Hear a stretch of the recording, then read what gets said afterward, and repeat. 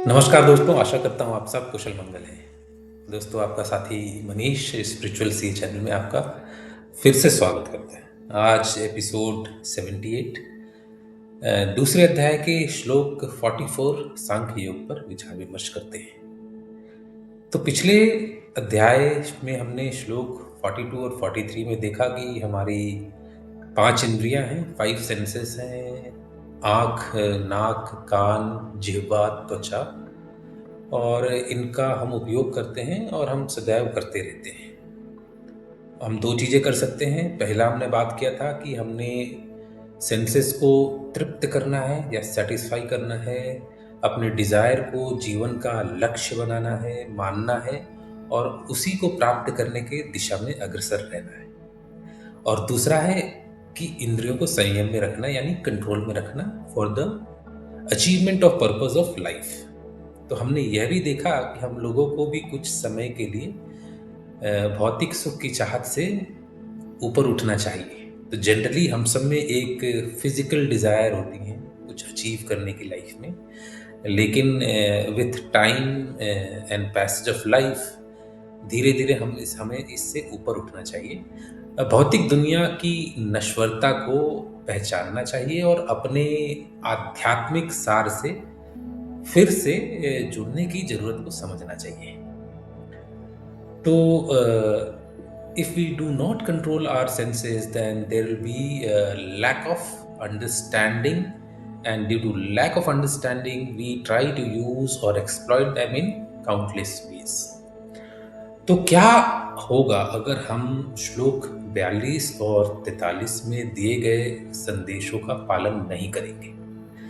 अगर हम इंद्रियों को कंट्रोल में ना करें तो फिर समझदारी की कमी होगी हम में, और समझदारी की जब कमी होगी तो हम मनुष्य जो हैं अनेक तरह की गलतियां करेंगे, और गलतियों के साथ साथ अनगिनत तरीकों से उपयोग भी करेंगे। और कई उपयोग सही होंगे और कई उपयोग गलत होंगे, और इन सब का हम इस्तेमाल करते रहेंगे, कोशिश करते रहेंगे। तो कंट्रोल न होने से हम क्या कर रहे हैं? हम अनगिनत उपयोग कर रहे हैं, जो कि एक मायने में सही भी है और एक मायने में गलत भी है। लेकिन जो उपयोग के नतीजे होते हैं, जो डिज़ायर की वजह से हम उसको हमेशा अपने हिसाब से सोचेंगे। तो मान लीजिए आपसे कहा जाए कि ये प्रार्थना करो या ये मंत्र जाप करो, तुम्हें ज़िंदगी में सफलता मिलेगी। तो यह सुनने में बहुत आसान लगेगा और लगता भी है।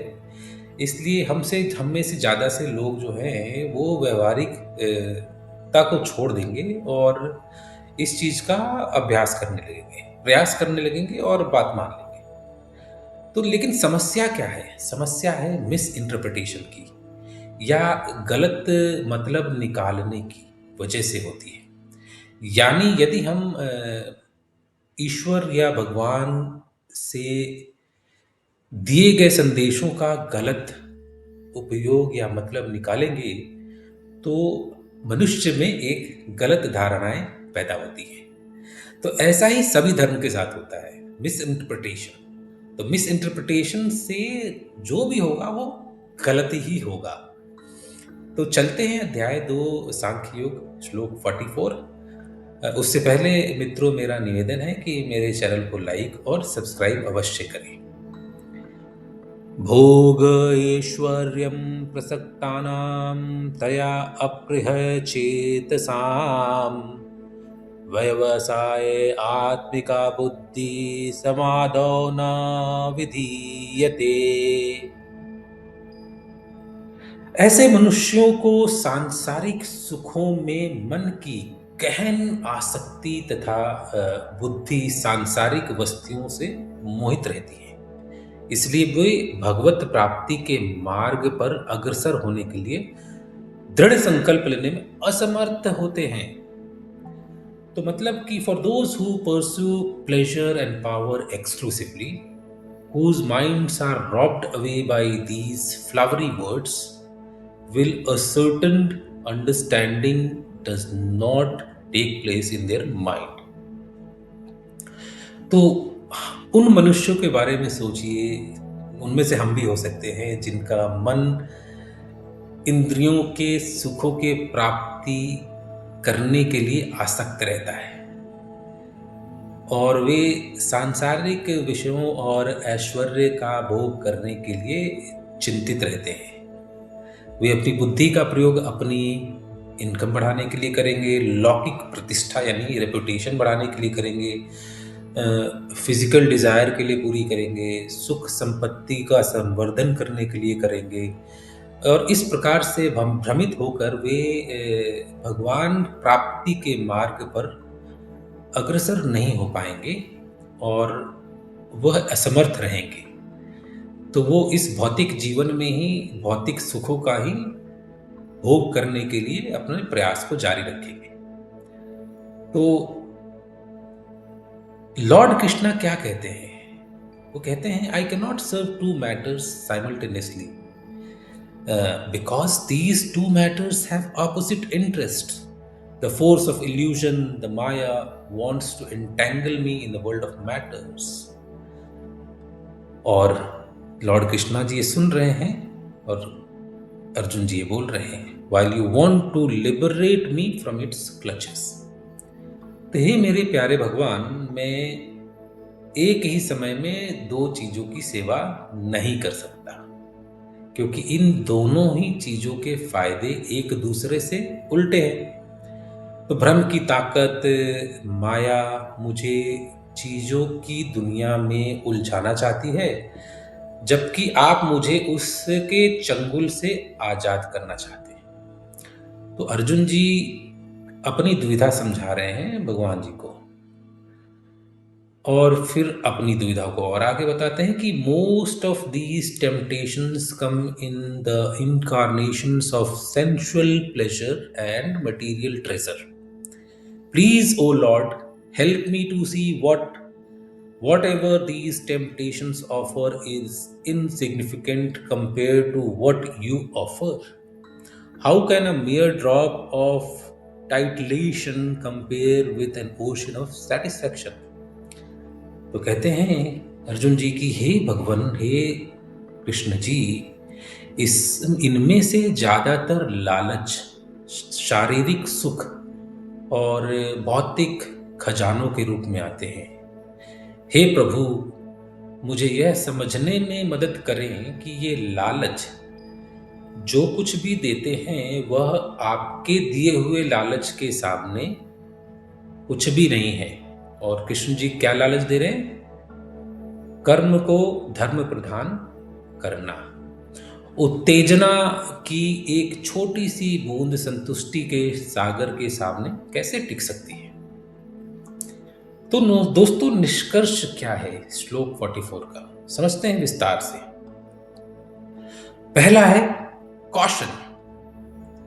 We must be extremely cautious as lust and greed can lead us down a path where we continuously pay higher ransoms or higher prices, eventually becoming completely addicted and lost. तो खुद को इससे निकालना बहुत मुश्किल हो जाता है।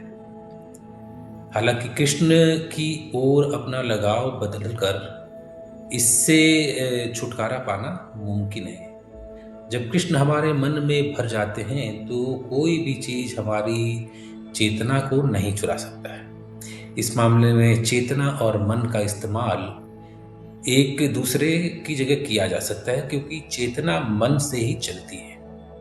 मन चेतना के लिए रास्ते का काम करता है, इसलिए चेतना का मतलब है आत्मा, सोल, जो मन के जरिए दुनिया से जुड़ी हुई है। When Krishna fills our minds, no one can steal our consciousness. Therefore, consciousness refers to the soul, which is connected to the world through our mind. आगे चलते हैं। तो कृष्ण के साथ होने पर कोई भी हमें नुकसान नहीं पहुंचा सकता।